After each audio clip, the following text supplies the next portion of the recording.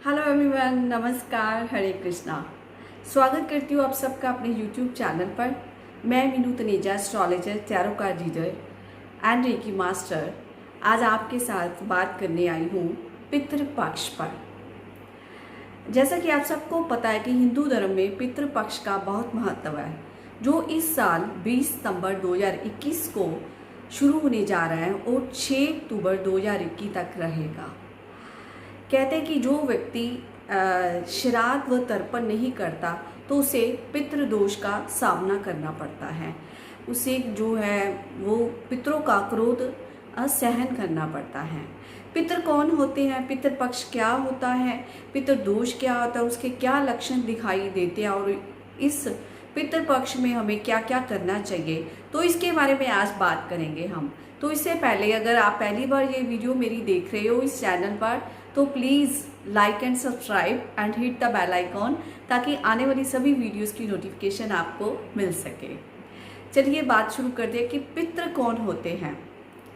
जैसे कि हमारे माता पिता जिनका स्वर्गवास हो गया है, हमारे दादा दादी, हमारे जो है इससे पहले पूर्वज थे जो हमारे, और हमारे चाचा चाची, हमारे ताया ताई, वंशज के जो भी लोग होते हैं तो उनको हम पितृ कहते हैं। क्योंकि और ये जो पितृपक्ष होता है ये 15 दिन होते हैं। इन दिनों में हमें अपने पितरों के प्रति जो है रिस्पेक्ट पे करनी चाहिए, उनका आदर करना चाहिए, उनको याद करना चाहिए और उनके प्रति हमें भोजन सामग्री, वस्तुएं, वस्त्र और जो भी चीज़ें हम दान दे सकते हैं हमें करनी चाहिए। तो अब जैसे कि नई पीढ़ी है वो इन चीज़ों को नहीं मानती है। जैसे कुछ नई पीढ़ी के बच्चे थे जिनसे मैं बात कर रही थी, तो बोले कि क्या ऐसा हो सकता है कि आप यहाँ पर भोजन ब्राह्मण को खिला रहे हो तो उधर आपके दादा दादी को वहाँ पे भोजन पहुँच रहा है, क्या ऐसा संभव है? तो ये जो बातें हैं ये लॉजिक के साथ नहीं देखनी चाहिए, क्योंकि इसके साथ हमारा फेथ जुड़ा हुआ है, हमारी भावना जुड़ी हुई है, हमारी श्रद्धा जुड़ी हुई है। कहते हैं कि यमराज जो है वो पितृलोक से हमारे पितरों को इन दिनों में धरती लोक पर भेज देते हैं, ताकि वो अपने अपने जो फैमिली के उनके पुत्र हैं या जो उनके पौत्र हैं तो उनके पास जाकर जो भी वो सामग्री देते हैं उनको ग्रहण करें और खुश होएं और उनको आशीर्वाद दें और आशीर्वाद देकर वापस जो है वो पितृलोक में आ जाएं। तो अब बात करते हैं कि पितृदोष क्या होता है। जब हम अपने पूर्वजों के प्रति कोई जो है भावना प्रकट नहीं करते हैं, कोई इन श्राद्ध दिनों में उनको याद नहीं करते हैं, कोई उनका श्राद्ध नहीं करते हैं, पिंडदान नहीं करते हैं, तर्पण नहीं करते हैं, तो वो जो है हमें जो दुख देना स्टार्ट कर देते हैं। वो हमारे जीवन में जो है उथल पुथल मचा देते हैं, क्योंकि हमारे शास्त्रों में बताया गया है कि जो पितरों का स्थान है वो देवताओं के स्थान से जैसा ही है। क्योंकि अगर आप अपने पितरों की रिस्पेक्ट नहीं करते हैं, उनका थैंकफुल नहीं करते हैं, उनकी ग्रेटिट्यूड आप पे नहीं करते हैं, क्योंकि आज हमें जो जीवन मिला हुआ है, आज हम इस धरती पर हैं तो उनकी वजह से ही हैं, उनकी ब्लेसिंग से ही हैं और उनकी वजह से इस धरती लोक में हम विचरण कर रहे हैं। तो इसलिए इन दिनों में हमें अपने पितरों के प्रति ग्रेटिट्यूड पे करना चाहिए कि हमें आपकी ब्लेसिंग्स के साथ ही हम यहाँ पर जीवन जो है अच्छा जी रहे हैं। तो पितृदोष जब हमारी कुंडली में हो जाता है तो हमें कौन से लक्षण देखने को मिलते हैं। जैसे कि हमारे घर में कलह क्लेश बहुत ज़्यादा रहता है, पिता व पुत्र का आपस में विचार ना मिलना, बात बात पर झगड़ना, बात बात पर विवाद करना, दोनों के मतभेद रहना, तो ये भी एक पितृदोष है। दूसरे जैसे कि जॉब का ना मिलना, बिजनेस में आप इतनी भरपूर मेहनत करते हो परंतु फिर भी आपको जितनी मेहनत करते हो उसका आपको रिजल्ट नहीं मिल पाता, संतान की प्राप्ति ना होना, वंश की वृद्धि ना होना, ये सबसे बड़ा पितृदोष है। जब लगता है तो संतान की वृद्धि रुक जाती है, संतान प्राप्ति में रुकावट आ जाती है।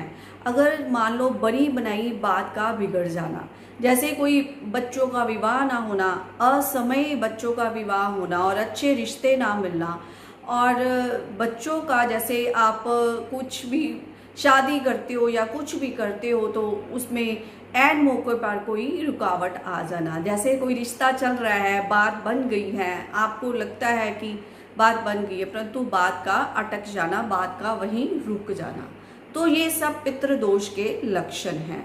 अगर आपके जीवन में ऐसा कुछ हो रहा है तो आप समझिए आप पितृदोष से ग्रसित है।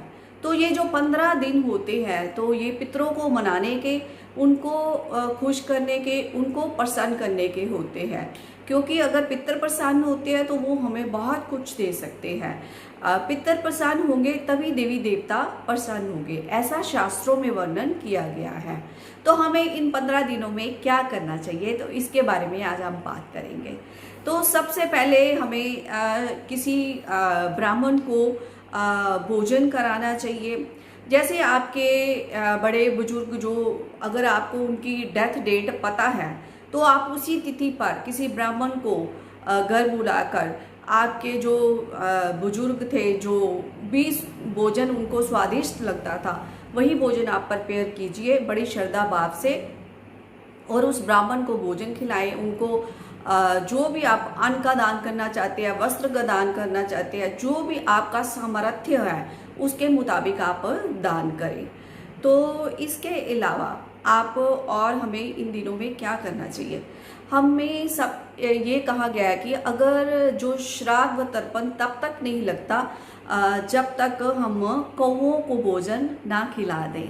जैसे ब्राह्मण को भोजन कराना अति आवश्यक है, उसी प्रकार कौओं को भोजन कराना भी बहुत आवश्यक है, क्योंकि कौए जो हैं इन दिनों में जो है हमारे पितरों का रूप धारण करके इस धरती पर उपस्थित होते हैं। तो इसके बारे में एक पौराणिक कथा मैं बताती हूँ आपको।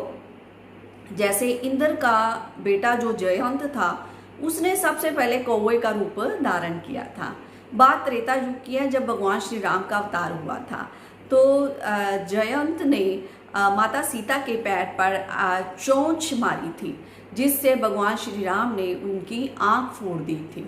तो जब जयंत ने कौवे के रूप धारण किया हुआ था, उन्होंने माफ़ी मांगी, तो अपने जो इस भूल का निवारण करना चाहा, तो भगवान श्री राम ने कहा कि आपको दिया हुआ भोजन जो है वो पितरों को मिलेगा, पितरों को तृप्त करेगा। और तब से ही पितरों को पितृपक्ष में कौओं को भोजन खिलाने की परंपरा शुरू हुई। इसीलिए कौवा को ना तो मारा जाता है और ना ही किसी रूप में सताया जाता है।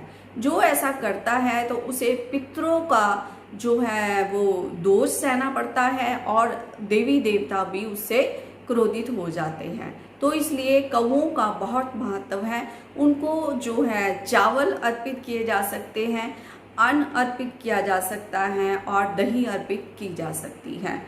आपके जो पितृ है, अगर आपको उनकी जो है डेथ डेट पता नहीं है, किसी कारण भी अगर आपको पता नहीं है, तो आप अमावस्या के श्राद्ध वाले दिन भी ये कर सकते हो उनका श्राद्ध, जिनकी आपको तिथि का पता नहीं है।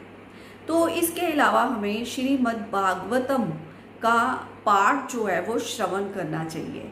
कहते हैं कि पितृलोक में जब पितरों को पता चलता है कि श्राद्ध के दिनों में जो हमारे पुत्र हैं, जो हमारे पौत्र हैं, जो हमारे या पड़पोत्र हैं, वो श्रीमद् भागवतम का पाठ श्रवण करने के लिए जा रहे हैं, तो वहाँ पितृलोक में वो नाचना शुरू कर देते हैं, क्योंकि श्रीमद् भागवतम ही एक ऐसा सरल उपाय है जिसको श्रवण करने से हम अपने पितरों को दोष मुक्त कर सकते हैं, उनको हम मुक्ति दिला सकते हैं।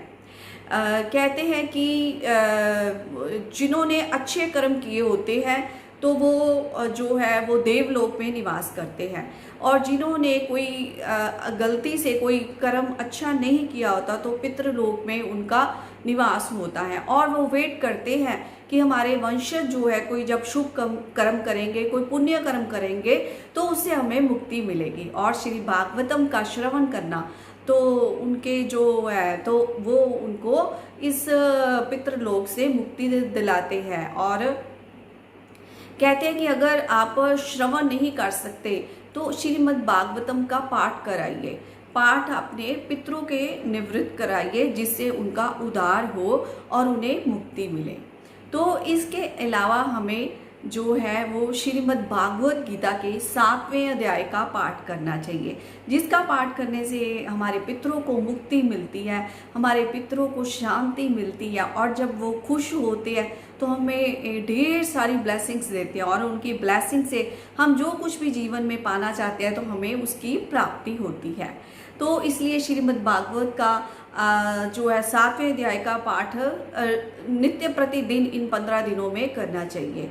ये नहीं है कि आज आपके पितरों की तिथि है तो आप उसी दिन कर रहे हो, तो ये जरूरी नहीं है। आप चाहो तो इसे प्रतिदिन भी आप इन 15 दिनों में श्रीमद् भागवत गीता के 7वें अध्याय का पाठ कर सकते हो। इसके अलावा हमें गायों को भी भोजन खिलाना चाहिए। गाय को एक रोटी बनाकर उसके ऊपर गुड़ रखकर अगर आप गाय माता को खिलाते हो तो इससे भी पितरों को जो है शांति मिलती है, उन्हें आराम मिलता है, दोष मुक्त हो जाते हैं और हमें ब्लेसिंग्स देते हैं। इसके अलावा कुत्तों को भी भोजन कराना चाहिए इन 15 दिनों में। कुत्तों को भोजन कराने से भी पितरों को शांति मिलती है, उन्हें आराम मिलता है और वह हमें जो है आशीर्वाद देते हैं। वो कहते हैं कि जब पितरों का आशीर्वाद मिल जाता है तो देवता लोग भी खुश हो जाते हैं। तो हमें इन 15 दिनों में अपने पितरों के प्रति श्राद्ध करना है, पिंडदान करना है, तर्पण करना है। और जो लोग कर सकते हैं तो उन्हें गया जी जाकर भी पितृदान कर सकते हैं और पिंडदान कर सकते हैं, क्योंकि गया जी में जो श्राद्ध करने का बहुत महत्व हमारे शास्त्रों में बताया गया है। तो इस तरह से हमें इन 15 दिनों में, ये नहीं कि जिस दिन आपकी तिथि बनती है पितरों की आप उसी दिन ब्राह्मण को भोजन कराइए, तो उस दिन तो आपने कराना ही कराना है। तो इसके अलावा भी आप कुछ सूखा अनाज, क्योंकि हमें सूर्य व चंद्रमा की जो है हमें रेमेडीज करनी चाहिए। सूरज जो गेहूं है, हम गेहूं का दान कर सकते हैं, घी का दान कर सकते हैं, हम चंद्रमा से रिलेटेड जैसे हम चावल का दान कर सकते हैं, दूध का दान कर सकते हैं, दही का दान कर सकते हैं।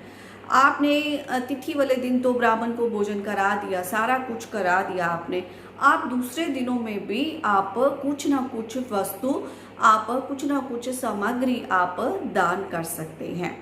तो अब प्रश्न उठता है कि हमें कब तक के पितरों का दान करना चाहिए। कहते हैं कि 3 जनरेशन जो हमारी पिछली हैं उनका हमें पिंडदान व तर्पण व श्राद्ध करना चाहिए।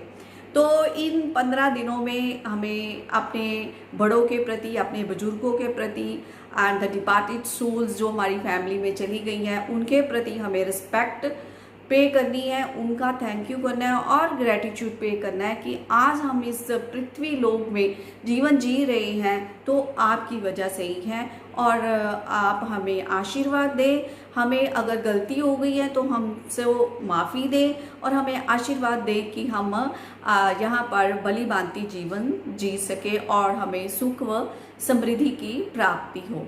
कहते हैं जब पितृ खुश हो जाते हैं तो लक्ष्मी माँ खुद ब खुद खुश हो जाती हैं। इस दिन हमें इन दिनों में हमें विष्णु जी की भी पूजा करनी चाहिए। और सबसे बड़ी मैं एक आपको रेमेडी बता रही हूँ, अगर आपने अपने मंदिर में, अगर आपका मंदिर किसी भी डायरेक्शन में है, नॉर्थ, वैसे तो मंदिर नॉर्थ ईस्ट में होना चाहिए, अगर किसी भी डायरेक्शन में है आपका मंदिर तो आपके मंदिर में जो अपने पितरों की फोटो अपने देवी देवताओं के साथ कदापि ना लगाएं। जो आपके पूर्वज हैं उनके लिए जो स्थान बना हुआ है वो साउथ वेस्ट कॉर्नर है आपके घर का, या आप किसी भी रूम का साउथ वेस्ट डायरेक्शन ले सकते हैं, तो वहाँ पर आप अपने पितरों का चित्र लगाएं और इन दिनों में उनके आगे जल अर्पित करें और जो है उनके आगे जो है माथा टेके व प्रार्थना कीजिए कि आप हमें आशीर्वाद दें कि हम ये जो जीवन है सुखपूर्वक भली भांति और समृद्धि से और माँ लक्ष्मी की कृपा से हम इस जीवन को सुख व समृद्धि से बिता सकें। Thank you so much for watching my videos. Hare Krishna.